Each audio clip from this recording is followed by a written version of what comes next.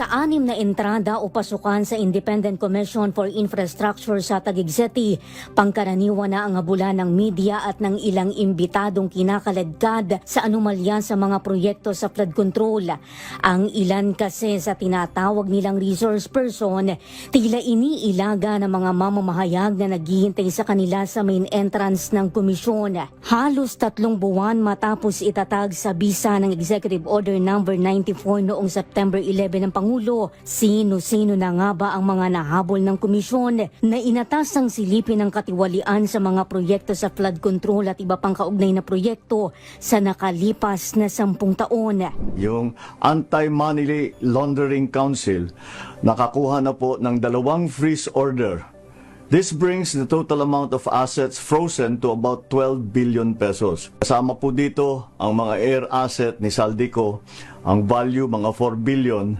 At bukod pa ron, meron po tayong nakuhang 3,566 na bank account, 198 insurance policies, 247 motor vehicles, 178 real properties, 16 na e-wallet account, at saka air asset na frozen na.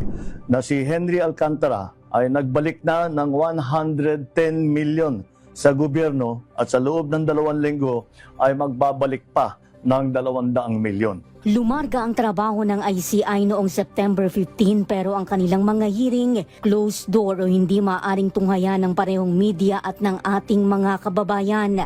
O hindi pa rin nila ipinapakilala sa atin ano na ba ang nangyayari. Itinatago nila yung mga dapat na bulgar na ipinapakita sa taong bayan. Oktubre 22 na papayag ang Independent Commission na isa publiko na ang kanilang mga pagdinig. Nobyembre 21, inilabas na ng komisyon ang kanilang mga panuntunan. Pero mahigit 1 buwan matapos ang pangako sa ating mga kababayan na transparency ang panawagan. I request that an executive session that we filed a request for an executive session. And they asked either a live streamer not. Disyembre 2 isinagawa na ang kauna-unahang pagsasapubliko sa pagdinig ng komisyon na ang buena mano si Laguna 4th District Representative Benji Agaraw. Pinabulaanan niyang tumanggap siya ng 9 na milyong piso mula sa mga diskaya at wala rin umanong regalong exotic bulldog sa mambabatas. Hindi po ako mahilig sa bulldog dahil po malaway po yun eh. Talaga pong ang first love ko pong aso ay German Shepherd. Hindi kayo magbigay sa amin ng phone records saka messages ng cellphone ninyo para ma-verify namin. May mga ibang detalye po to na hindi ko po pwedeng baka po magalit ang asawa ko. Kaya ayaw namin ng live streaming, naririnig ng mga tao. Sunod na sumalang sa live stream na hearing ang mga opisyal at kinatawanan Land Bank upang ipaliwanag ang proseso sa budget preparation, fund allocation at mekanismo sa daloy ng pondo mula sa Budget Department pa DPWH at mga kontratista ng pamahalaan.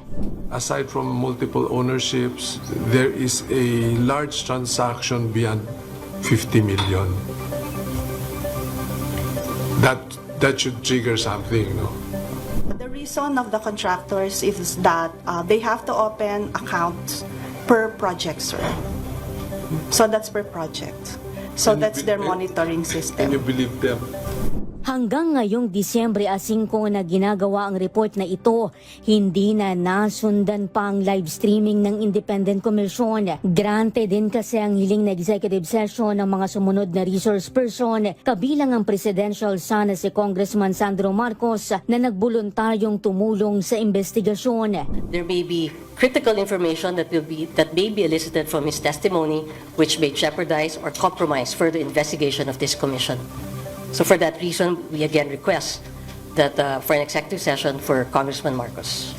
We grant your request. Sa report ng Philippine for Investigative Journalism, sina Sandro at dating House Speaker Martin Romualdez di umano ang top recipient ng pork barrel fund sa budget. Tumanggap umano ang House Majority Leader ng 15.79 na bilyong piso na allocable fund mula 2023 hanggang ngayong taon. Bukod pa ito sa paratang ni resigned Congressman Saldico na responsable umano ang anak ng Pangulo sa 50.9 na bilyong pisong budget insertion. It's pure fabrication and pure lies. It's one that it's a move that reeks of desperation. It's a political ploy, and I've already attributed it to attempts at destabilization of the government. Nasa 8 na ang inihaing case referral ng Independent Commission sa tanggapan ng Ombudsman. Una noong Setyembre 9 laban kay Zaldico at ilang opisyales ng DPWH kaugnay ng umano'y 270 milyong piso na flood control project sa Nauhan Oriental, Mindoro. Sila rin ang kauna-unahang batch na pinaaresto ng Sandigan Bayan. Kabilang sa mga rekomendado nilang kasuhan ng direct o indirect bribery, corruption of public official at plunder ang ilang dati at kasalukuyang senadora. Gayon din ang 8 binansagang kontratista na sumelyo ng 1,300 kontrata mula 2016 hanggang noong 1 taon. Kagaya ni na Senators Jinggoy Estrada, Joel Villanueva, dating Senator Bong Revilla, Maynard Ngo at Carlo Aguilar. Rekomendado rin ng Commission for Further Investigative Review at Case Build-up sina Senator Chis Escudero, Mark Villar at dating Senators Grace Poe at Nancy Binay. We have been fighting almost against everybody already. I think that's enough trust that we are building on for the Filipino people. Siyam na sa mga may arrest warrant ang naaresto o sumuko sa mga otoridad. May concerns kami na yung administration dinadawit din doon sa mismong corruption issues. Hindi natin alam kung abutin nila yung ganun kataas. So nakita natin yung mga bababa, yung mga maliliit na isla yung hinuhuli. Pero kung malalaking isla na, paano ang kilos ng Marcos administration? Hindi ICI yung magpapakulong. We help in the investigation, prepare cases so that we can refer them to the Ombudsman and the Ombudsman reviews them for filing. Nobyembre 21, inanunsyo ni Public Works Secretary Vince Dizon ang joint referral ng ahensya at Independent Commission laban kina Romualdez at Zaldico na ang naging batayan ang kinukwestyong testimonya ni Orly Gutesa sa Senate. Oktubre 24, sinabi ng Manila Regional Trial Court Branch 18 na palsipikado ang notaryo sa sworn statement ni Gutesa at ayon kay dating Congressman Mike Defensor, pinilit di umanong ipinabawi sa Senate witness ang kanyang testimonya na nagsasangkot kay Romualdez sa korupsyon. Kung ito total mo mula 2016 hanggang 2025, mahigit 100 milyong piso ang mga kontratong yun. Dun sa mga testimonya sa Blue Ribbon, merong links between former Congressman Zaldico and Speaker Martin. Sa inilabas naman na kopya ng referral ng ICI laban kay Romualdez, nakadiin na for further investigation lamang ang kanilang rekomendasyon. Wala rin daw anumang findings o konklusyon ng guilty o liability sa parte ng dating pinuno ng mababang kapulungan. We're still reviewing the affidavit submitted to us, yung second affidavit, yung affidavit na sinabit sa amin ni former speaker. At the same time, if there's a necessity or kung kailangan pa siya imbitahin pabalik. 3 beses pinadala ng sabpina ng ICI si Zaldico na nasa abroad simula July 19 na noong una para lang daw sa gamutan. Pero sa serye ng ganyang video statement, hindi umano siya pinauuwi ni Romualdez na utos daw ng Pangulo na nagkumpas di umano ng 100 bilyong pisong insertion. Ngayon, inaaral na ng mga abogado ng Independent Commission na ipakontempt siya sa Regional Trial Court. Hindi rin daw magagamit na ebidensya ang kanyang mga expose na dapat untampered at pinanumpaan. Pero habang papauwi na ako, tinawagan ako ni dating Speaker Martin Romualdez at sinabihan, stay out of the country. You will be well taken care of as instructed by the President.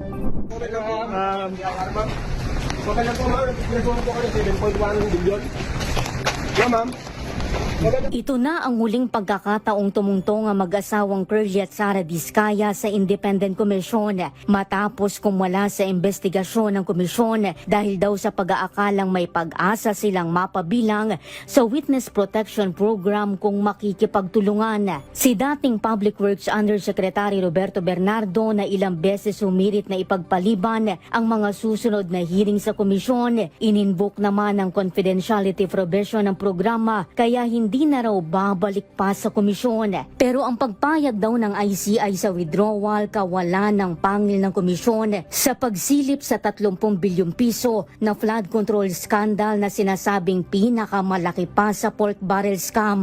Maging si Congressman Paulo Duterte kasi hindi mapadalo sa hearing ng Independent Commission sa pag-iit na wala umano sa kanyang kapangyarihan o jurisdiksyon ng komisyon na bahagi umano ng political propaganda ng administrasyon. Si dating Public Works Secretary Manny Bonoan 3 beses pinakakasuhan ng administratibo ng komisyon pero nagpunta pa sa Amerika noong Nobyembre para raw samahan ang kanyang may bahay sa gamutan. December 17 ang inaasahang pagbabalik niya sa Pilipinas. Dapat i-abolish na lang yung ICI na yan. Mga inutil. Wala daw silang makita. Nasa mukha nyo na. Kakagatin na kayo. Wala pa rin kayo makita.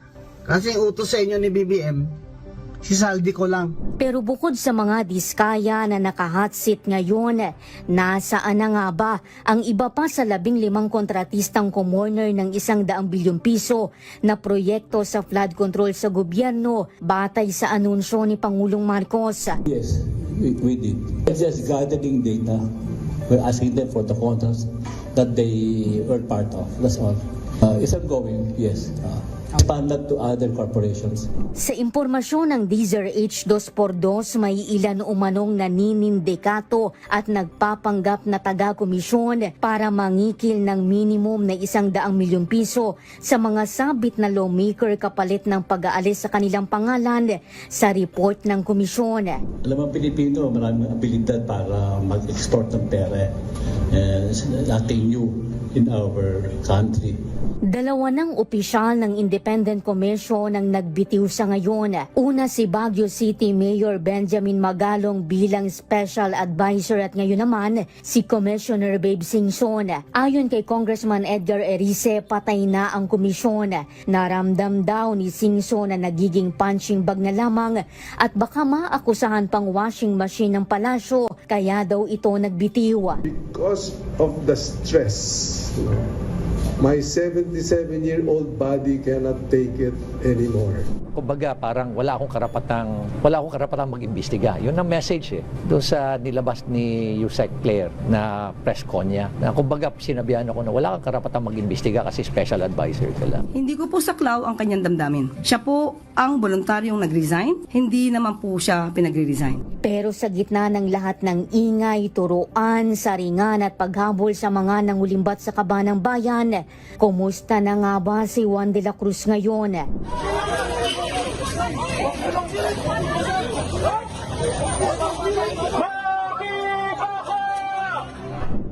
Walang alipin at may kalayaan.